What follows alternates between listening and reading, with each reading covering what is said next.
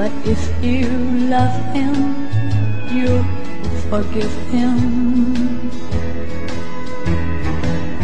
even though he's hard to understand.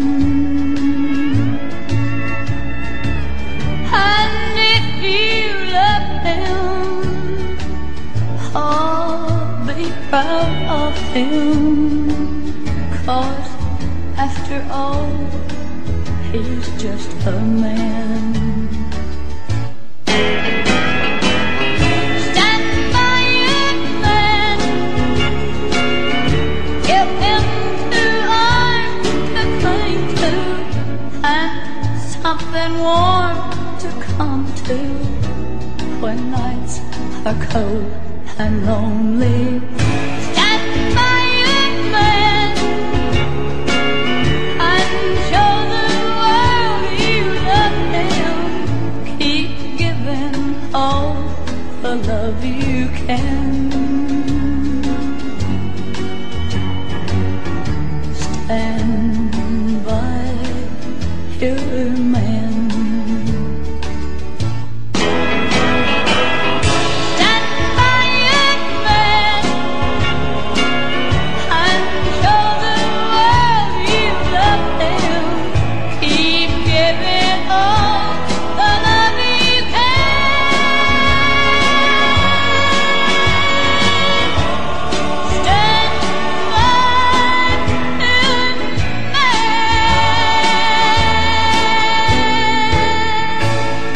Tammy Wynette and Stand By Your Man. That'll take you back to 1968. Number 1 on the country charts, and on the pop charts, it hit number 19. Stayed there for a long, long time, too, as a matter of fact. One of, well, I guess you could say, really, it was one of her greatest hits. And, boy, she had quite a few.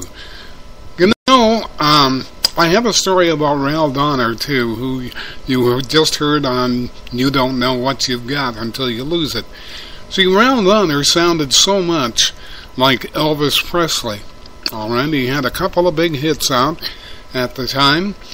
And apparently, now this story I know is true because my mother, who was working in Los Angeles at the time, we were living there in L.A. at the time that this was going on, and my mother knew Ral Donner's mother, who was working with her at the same place, which was Imperial Life. Now, the interesting thing about it was that Ral Donner, was considered to sing so close to Elvis Presley, and he was a good-looking boy, as a matter of fact, that he was paid off. You never heard another song from him after You Don't Know What You've Got until you use it, until you got it. Oh boy. Anyway, apparently when I say paid off, I'm not sure if it was Colonel Tom Parker who did it or RCA Records, but one of them did it. They paid him off, fairly well, I am led to understand, and just so he would not record again. That apparently is a true story, and I'm sure that not very many people know that. But the fact that my mother worked with his mother, gives it,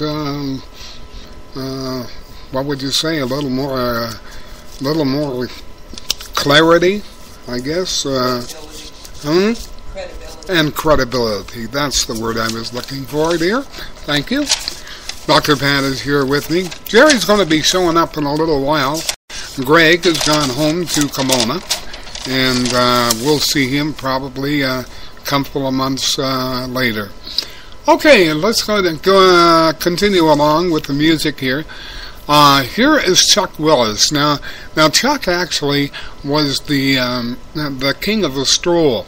Even though the Diamonds had the biggest record with a song called The Stroll, Chuck Willis actually, most of his music was stroll music, starting off with Betty and Dupree. But what I'm going to play for you is a song by Chuck Willis, one of my all-time favorites too. And what happened on this day in 1958 was that he passed away from a perforated stomach ulcer in an Atlanta hospital. Here is Chuck Willis, one of his greatest hits, What Am I Living For?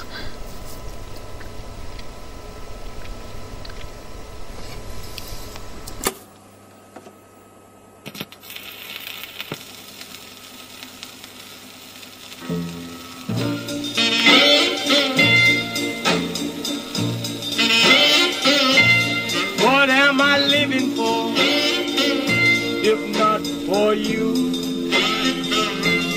What am I living for, if not for you?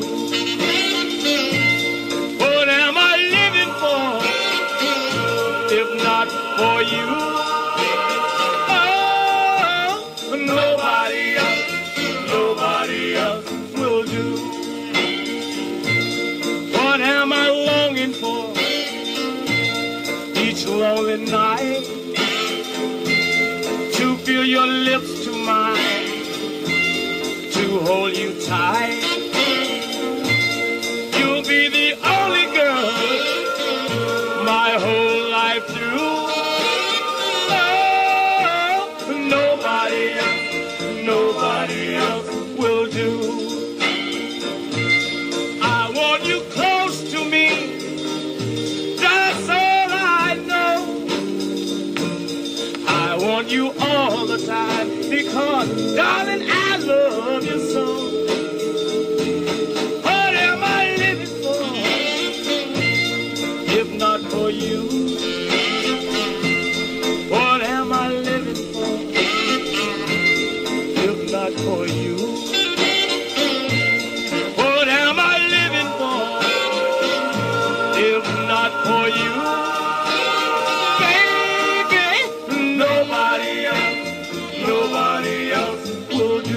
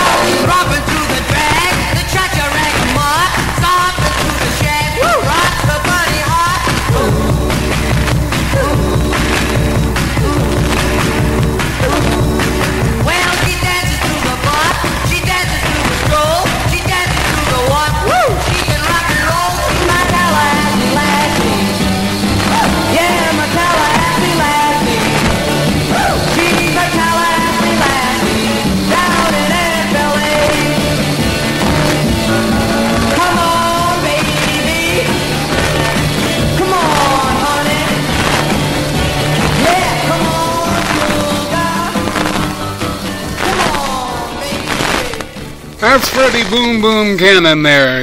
Yeah, that Boom Boom, as a matter of fact, was his nickname. And that came from the fact, actually, that he played baseball and apparently was very, very good at it. From what I am led to understand over the years. And before that, you heard Annette Funicello with Tall Paul, which I thought she sang actually for me, but I found out later it was for Paul Anka. Darn. Oh, well, that's the way it goes. Okay, now let's go back to the year 1962 right now, when Stu Sutcliffe, on this very date, who was one-time bass player for the Beatles, he dies from cerebral hemorrhage on this day in 1962. Here now are the Beatles.